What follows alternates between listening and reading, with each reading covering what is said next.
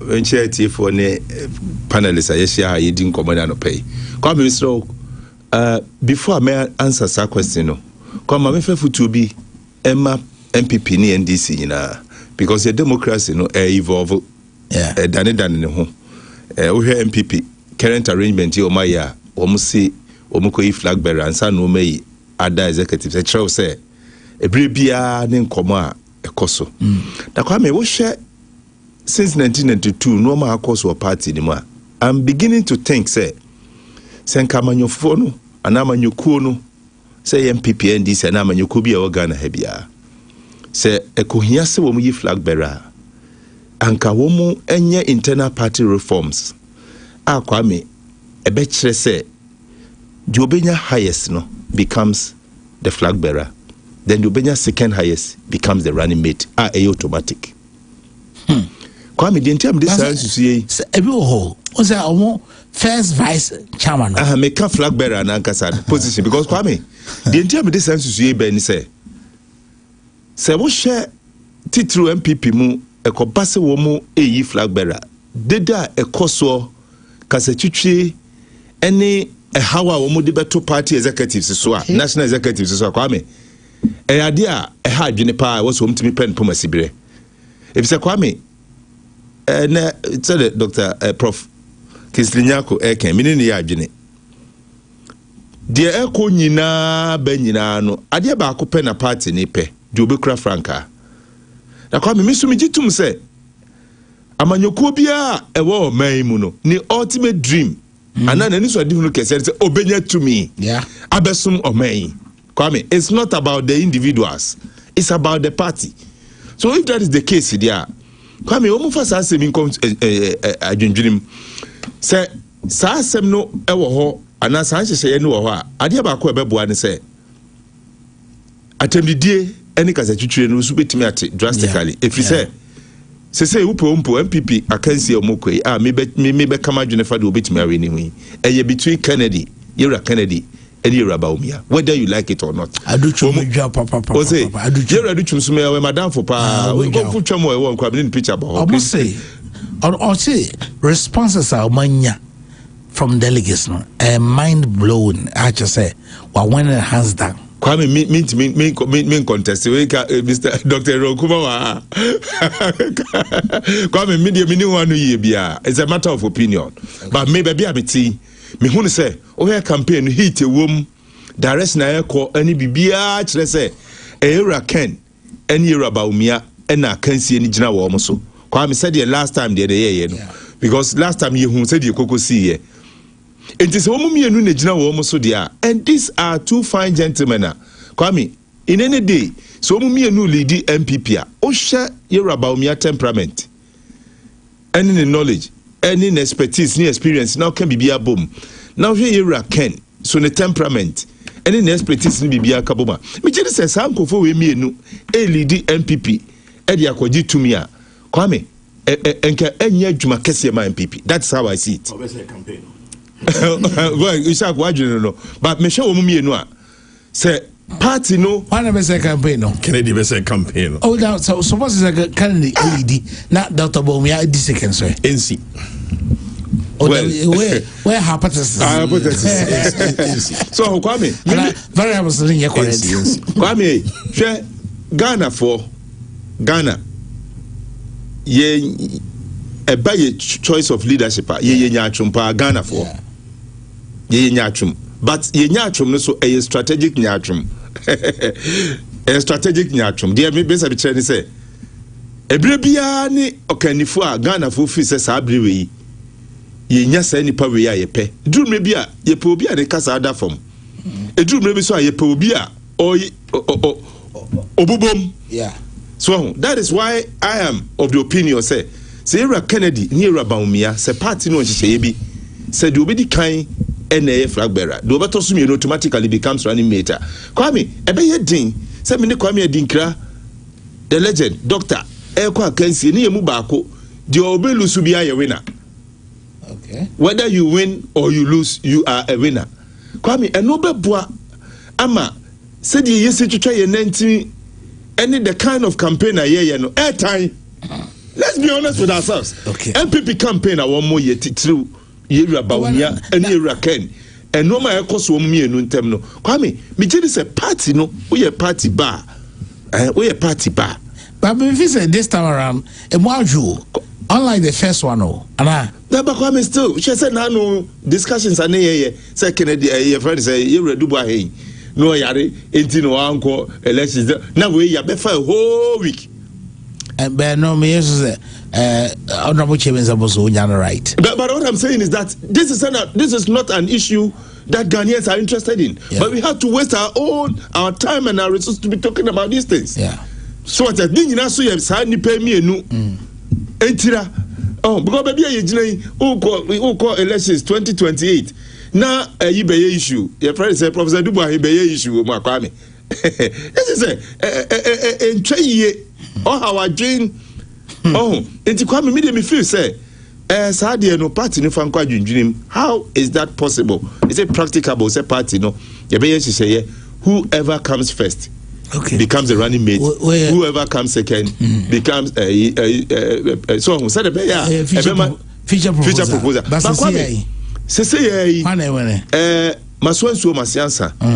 Ma hwe Kennedy campaign ma follow Yewura engineer Kobre Japan any Brian any Bawumia Yewura Bawumia kwa me gye senka when me sure say Ishaq ha a simple mathematics em say unya one vote to cry over the other person na one win senka tisa anka meka senka round of with mabem between Yewura Ken and Yewura Bawumia.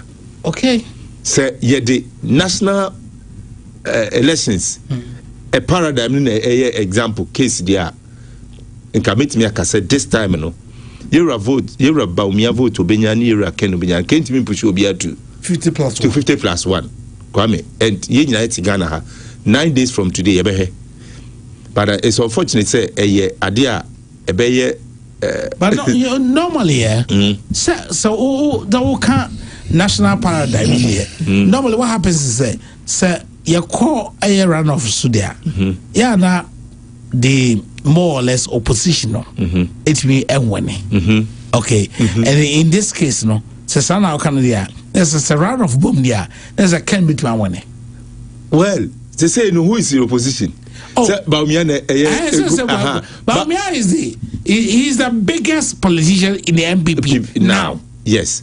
Metiasie. Yeah. But Kwame who share first one year leading up to 2024 elections.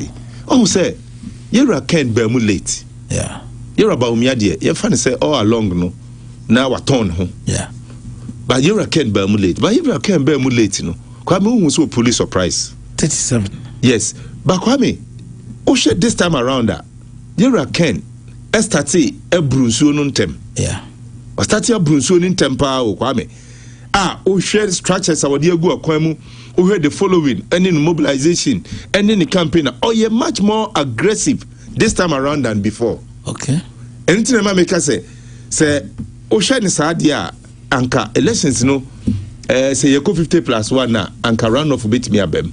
But having said that, I still believe that Dr. Bawumia has a chance of winning. I still believe that Dr. Bawumia has a chance of winning, even though Nkonko yet to say on a silver platter to say the first one no. Yes, because Utmu said Yewura Ken wama Yewura Bawumia run for his money if he wins. Yes, if he wins. Utmu say Yewura Bawumia at in fifty meaning so one campaign team no be the others it has not been easy compared to leading up to 2024 no. But I still think that Yewura Bawumia ebe to me awene. As to some BCH no, I'll come back and ask you about say all the 5 candidates who can be a better president, because it's not the say MPP omuhia a flag bearer. Yes, they are choosing somebody we Ghanaians want to become the president, sir, and who can be an effective and a better president for us. I'll come back to that. Adding, and I say, Senate City campaign adding, and I say, strategy Modi Econo Ama Nema is Amo. What me that say? Member ho, but I mentioned to honk to be what Reverend ho. Reverend did kind of say. So Kasa campaign no said the Kasanesia call between Bawumia and Canada Japan. Bawumia has not said anything. That's what we have some carry. The Muslim would discuss for the whole week last week, about Professor Albert Dubois. Bawumia cancer. Honorable Chairman Sabosu, and the kind. But we also named Honorable Chairman Sabosu. He's working for Dr. Bawumia. And you read such a Chairman Sabosu crowns in a kind. Now, I won't be a kind. Oh, no, it won't be a kind. You don't need to Google. No, but there's a video. I don't know HMSA. Yeah, on an HM, but in terms of saying why a can 7 free no our platform, so any Bawumia. But what I say, he won't to me. Okay. So the person medical address and say Reverend Bufa, yes, put it in context. Bawumia odinelemu. So what I say. Na osun takra chenintino edomwani sano. Enunti ena yura Canada Japan die Bawumia kan ye kra no ono akahye na no and was her commenting. That's my point number 1. Number 2, the issue of the running mate, senka automatically in the way runner up ono mumu MA running mate, it might not fit into MPP formula and as a convention. Oh no, he says that formula should change.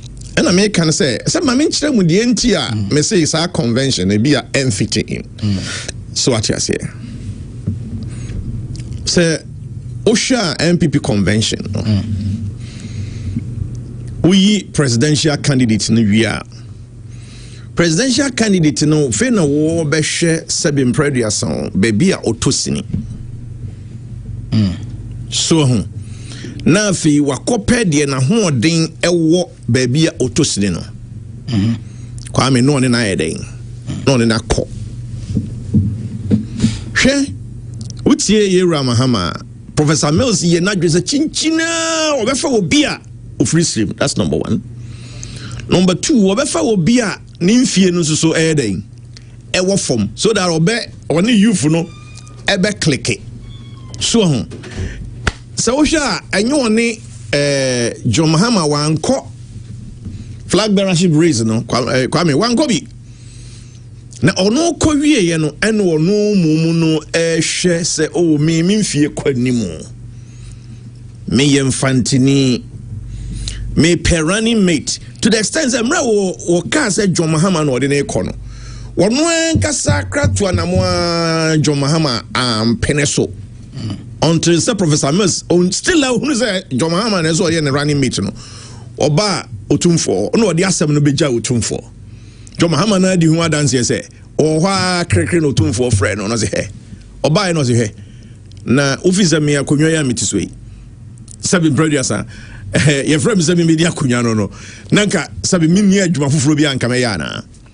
nemum se omman ka se ohia wo dia eso hwe na besom omman ko no so otumfo anim we no aka still ade no menye dey menye o se me ko South Africa tumfo ka se me ko South Africa memra no ma memuaye.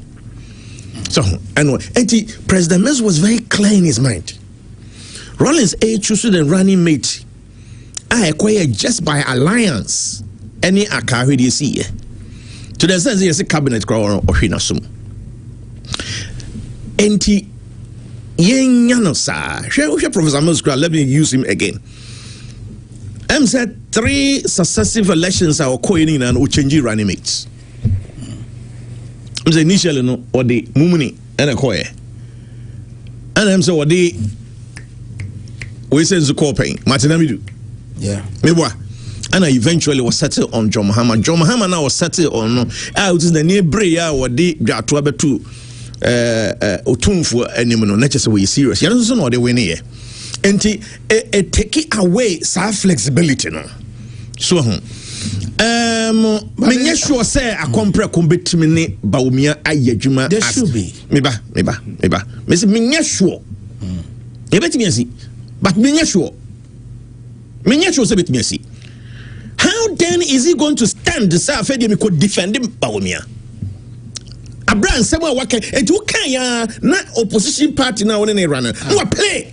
Now, like submission. No, are we suggesting? Yes. Say after this primaries. Yes. You're not expecting that Japan should be campaigning for Bawumia. He will be campaigning, but not as running mate. That's what I'm saying. Okay. And it's about running mate. But what you say? It's about running mate. What I'm suggesting is not for this impending. No, I agree. I agree.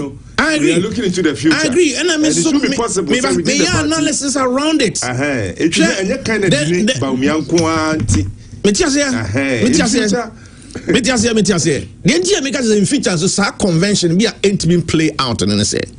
Jay Kufuor a winning way. Omoko contest no be any do be winning. Jay Kufuor winning way no. And a fee once again all share no strength said na ho den sitie baby na ho den betimi akofom when walk of father babesha. So it's the crux of me conversation I me make.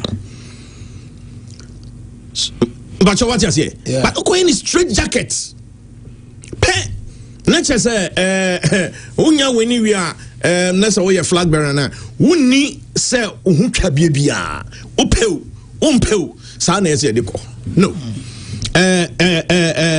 Me hu say e be ya den pa say ibetimi aye no sa amana yi. Otherwise in the sense of friend is saying Reverend Bofa everybody there Mfisenka is the perfect suggestion.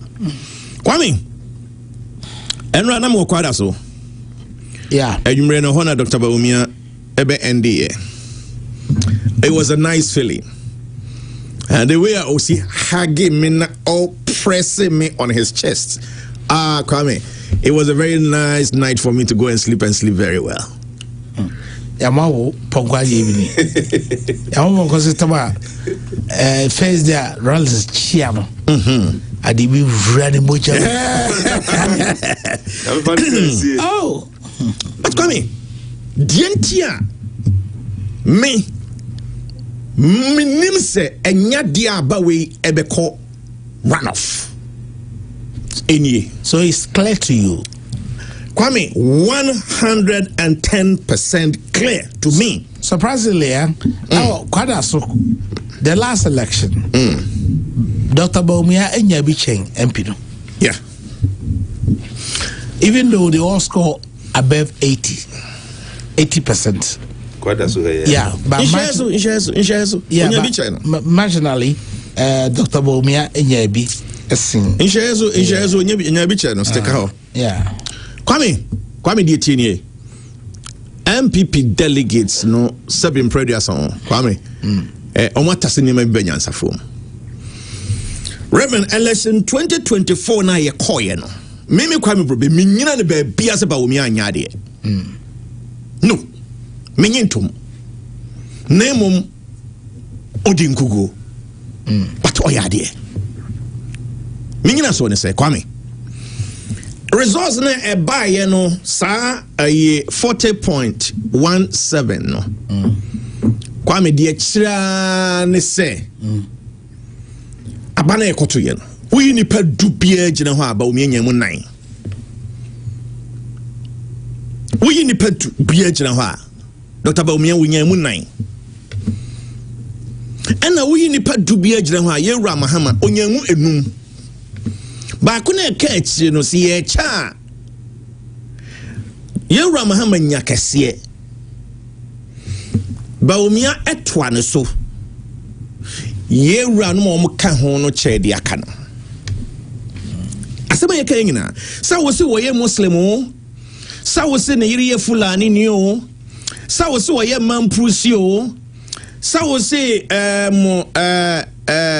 wo wona na Kufuor aban mu so see economy no wono no anye ni yo so say asembia wo be ka fa Bawumia ho bia no say ye hwe resource na by na ye bu nkonta no a say ene kokosie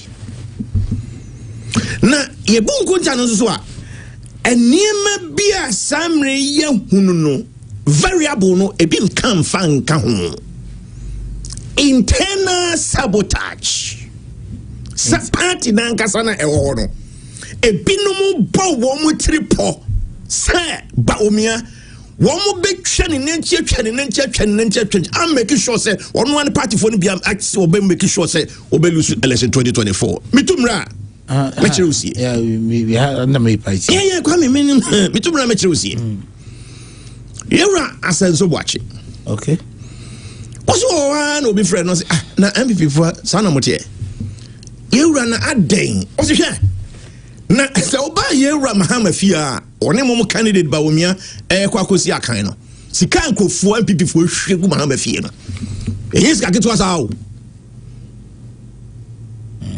enyes ka ketwa sa na kwa me can you imagine say winning na sebe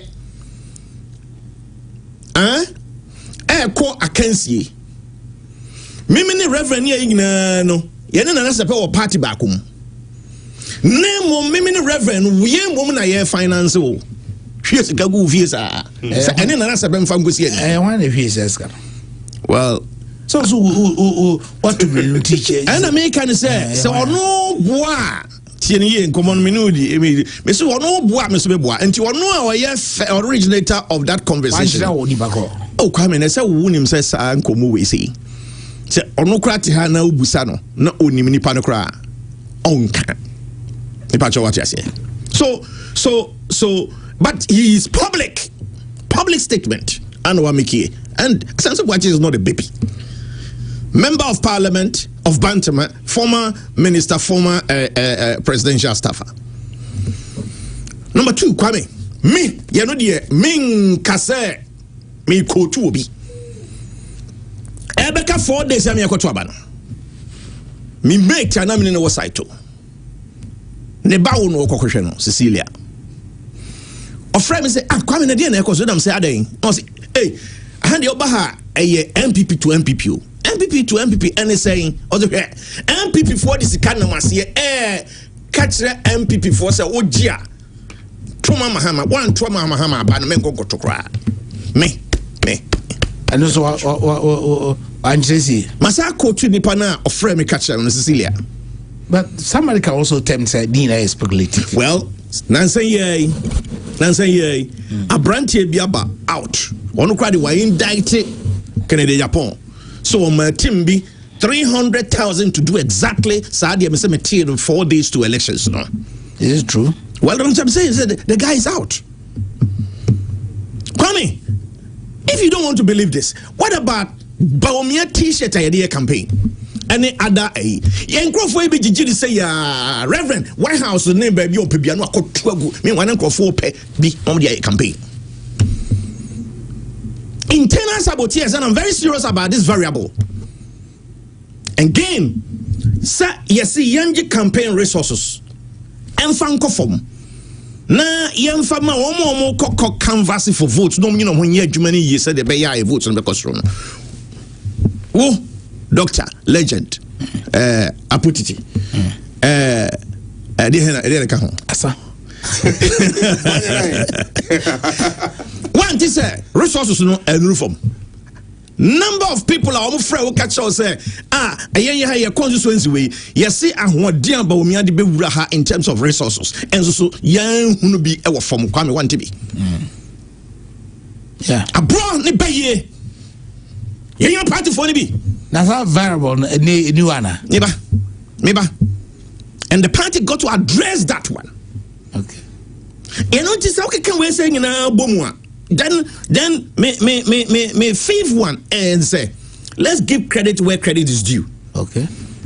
John Mahama na our presidential ballot to 2012. The same presidential ballot to Kodasu 2016. Same presidential ballot Odasu 2020. The same presidential ballot Odasu 2024. A colossus. Presidential ballot colossus. Beyond that, no, I vice president, why a minister of state, why a deputy minister of state, why a member of parliament, why a ECOWAS chairman. That is the political colossus. That figure now, Dr. Bawumia in the contest here. And it's a Bawumia why of friend is a deputy governor, central bank. Wababaye vice president. Say Olusu to John Mahama. It's not a big deal. For the first time.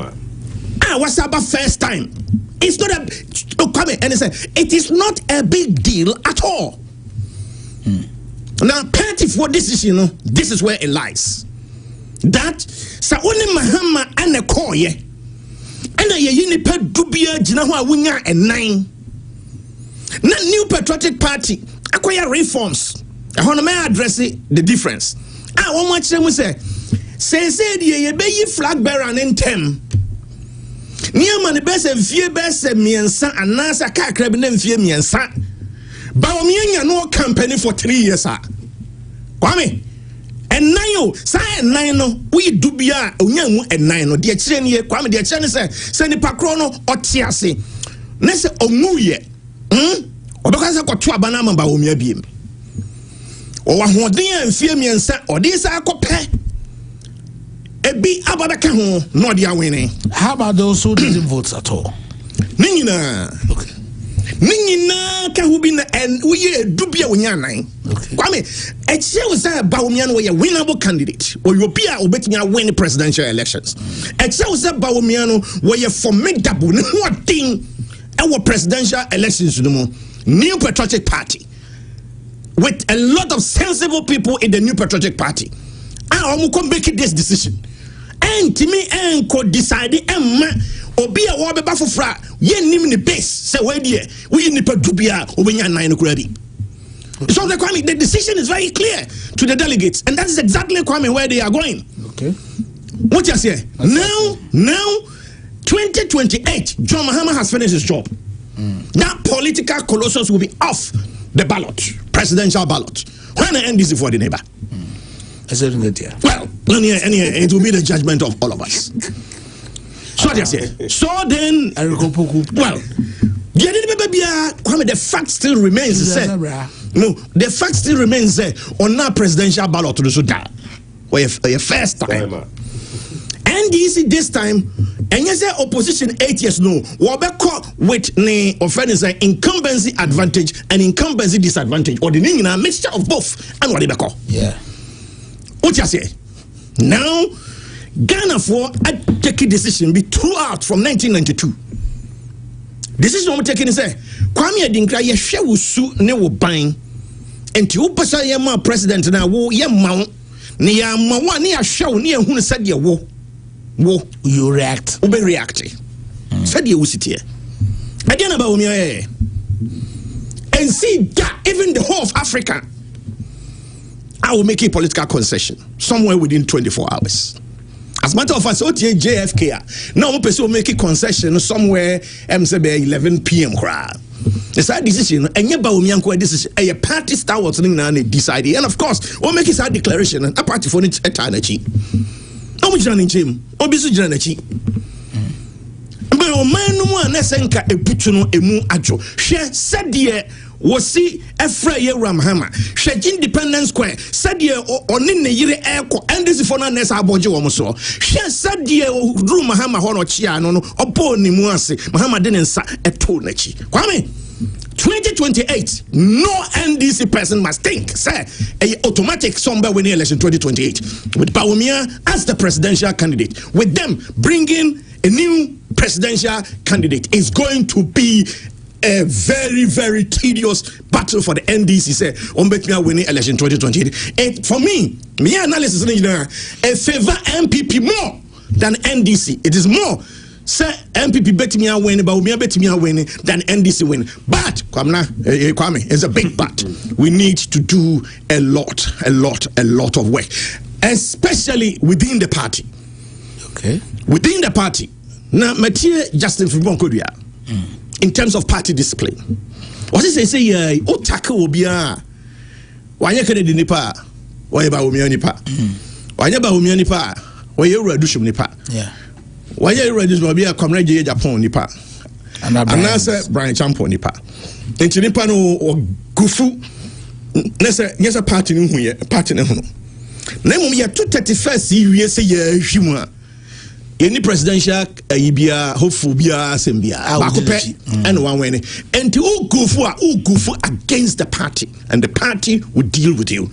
And it's a party inside institutional discipline Now yɛhwɛ choices I be make the parliamentary elections no when one ekogina wa one ekogina machire magin kokoam eturu ha yegina yɛbɛkyerɛ agin Kwame 2028 no with Bawumia as the presidential candidate for the New Patriotic Party no Kwame MPP will win media mu awerɛhyɛmu because my analysis na kyerɛ sɛ chat na yɛ dɛn ato now then do we have a club winner?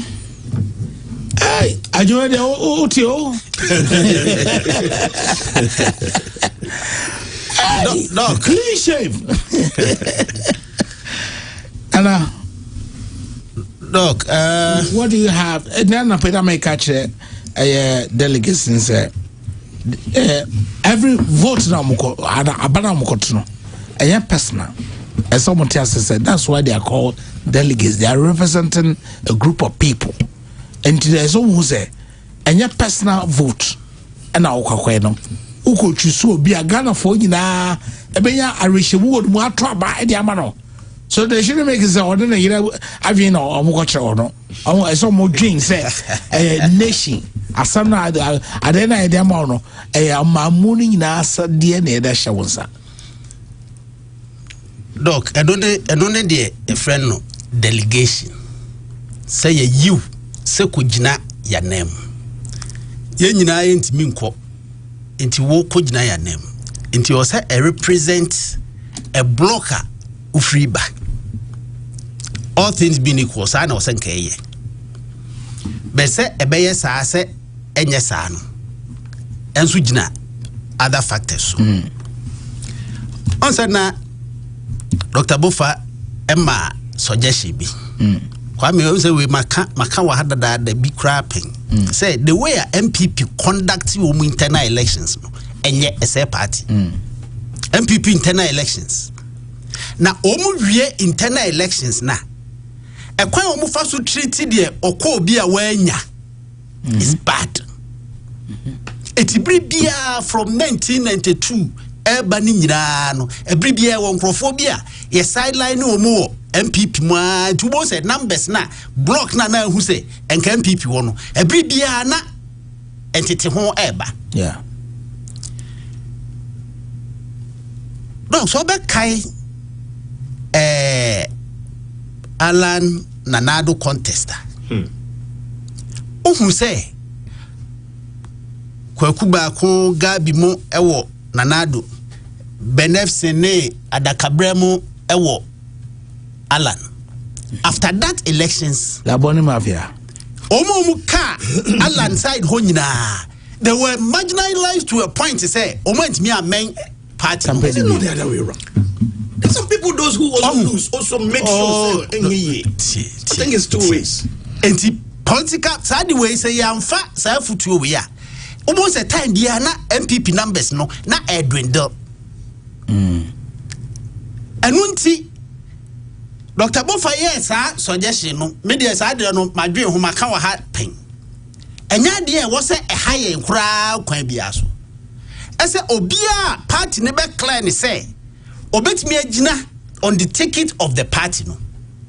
Munya madwe so wo so obia otimi na obia ye adwuma. Yeah. Enya de wo wadamfo no so ne na se sa de nyanka party ni ntimi nkoso da. Because nya da bia da benye obi a wo wadamfo oye usei. So when we are dealing with numbers, we should be careful. And then so the composition of Omwa form the electoral college na ekotwa bana. The former this, former that. No. Say enkrofo ye adwuma candidate. They should be candid enough say senka yesuma say wo kwa ha koye adwuma wo Bunduri Ebra ye dia show sa oba come and give fair accounts.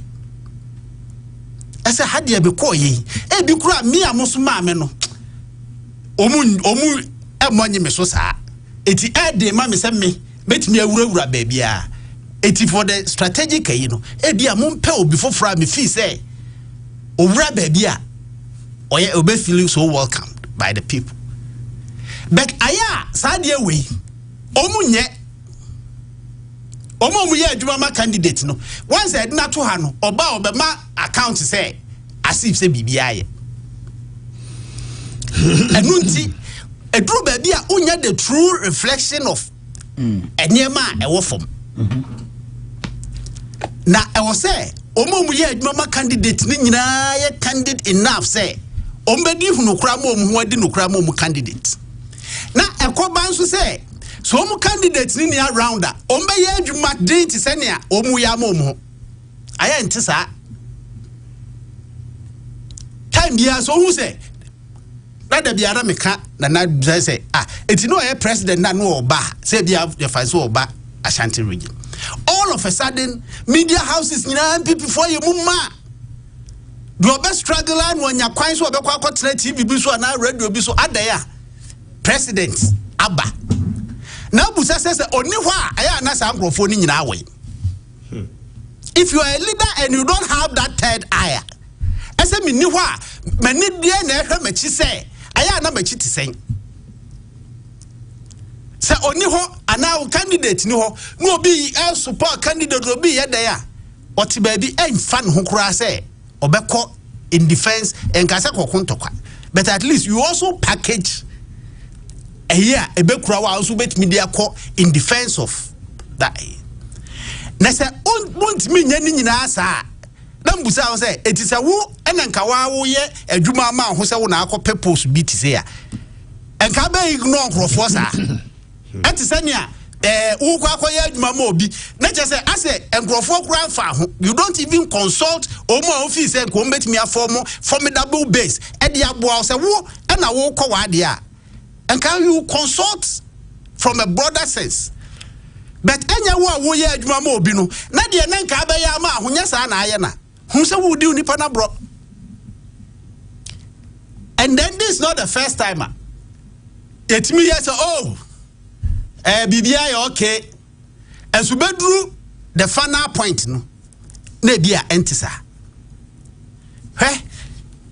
omu kwoto abase sei no se want me anhu omu yie anhu anti obia se a obeye o campaign agu and say te say clear cut ye wo de ebia o to abani bi 2023 no and it ne all be to be for the first time omo betu bi no the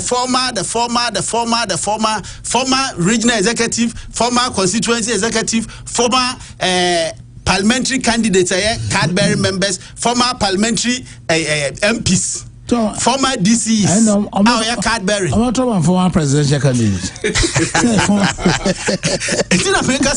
So why one who nipa unu omu dilia ena ya wo bi ohonso former fui uja ine so no omu nkokasa ontimi no omu nkasa efiri se ono ye all voting rights no ai omu no wanwe omu da okay one marginalize one form committees kura call for a bigger elections no kura amfa omu say oh we kura de no e former MP ntia fa ne nka ho e bi kura wa anya bi da enti nei so anya opportunity say obeto bi na say wo na wo kɔ ne hɔ a e de na ne koka it is strategically ye pe obi a oye ne like minded ase we mu de ye marginalize yen but e bi a say ni enti ye nkofo say na say wa anyi sa de na ntum na say obi afi say me nko a metimi akɔ bia akate across ene obi akasa na obi agimidia oboa nipa ni behwe anim wo de aya hwe footages no so wa nko bi kura na hwe footage utimi hwe constituency bi aspirant way ekwa na hwe se ni omu bojedu so ye wo say ene so obi ba onya edom kura obeduru the same na obi foforo beba no no mu say die kire ye tubusa ho say nanti ana mod boni hwe ne ma ni ye sa alaji sa image himfa ese cheme sabonso aha enoka sa asam say na Dubai oyare no we no we at the near deep dive no the campaign grounds ne Dr. Bawumia eni ho and we make his observation. Okay. But would you walk actually the hot pa that a paso and naman for bobo no Reverend Bufa ekan wansem no untumidi. Okay. Okay, kind of ejra. All right. Now Rev. But I say no so no. Togo. No Chris. Who can be a better president? Two. Raymond Tupe. Kwame me gidi say o hwe se de Ira Mahama asidi amamu no level no de kono a. Se woni wa na say I was too many ba MPP ho a Bawumia can be a better president. We'll over here. This is your Pure Morning Drive right here on Pure 95.7. 10 o'clock exactly. We're taking a short break. When we come back,